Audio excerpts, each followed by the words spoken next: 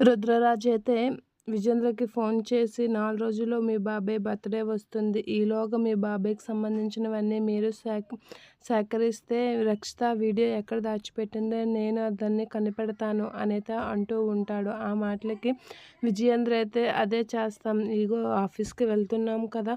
అక్కడికి వెళ్ళి మా బాబాయ్ డీటెయిల్స్ అవన్నీ కనుక్కుంటాను. వాళ్ళకి మనీ ట్రాన్స్‌ఫర్ ఎక్కడి నుంచి అవుతుంది, ఏంటి అన్ని డీటెయిల్స్ కనుక్కొని నేను బాబాయ్ విషయాలన్నీ కనుక్కుంటాను అని అంటూ ఉంటాడు. అలా చేస్తే మీ బాబాయ్ బండారం బయట పెట్టొచ్చు అనేత అంటూ ఉంటాడు రుద్రరాజు. అవును అలానే చేద్దాం. అలా చేసి వాళ్ళని ఒక్కసారిగా ఇరికించడం కాదు, నలువైపులా ఇరికించి వాళ్ళు ఎటు వెళ్ళలేని పరిస్థితుల్లో వాళ్ళని ఇరికించి ఇచ్చేయాలి అని విజయేంద్ర అయితే అంటూ ఉంటాడు. ఇక రుద్రరాజు అయితే సరే ఆ పని మీద ఉండండి, ఎంత వేగంగా మీరు కనిపెడితే అంత మంచిదే అని చెప్పేసి అయితే రుద్రరాజు అంటూ ఉంటాడు. అలా రుద్రరాజు అయితే అనేసి ఫోన్ కట్ చేస్తూ ఉంటాడు. ఇక విజయేంద్ర కూడా సరే ఆ పని మీదే ఉంటాను, ఆఫీస్కి వెళ్తున్నాను కదా, ఇక ఆ పనే చేస్తాను అనేత అంటూ ఉంటాడు విజయేంద్ర. ఇక రుద్రరాజు విజయేంద్ర పురుషోత్తం గురించి అయితే మాట్లాడుకుంటూ ఉంటారు.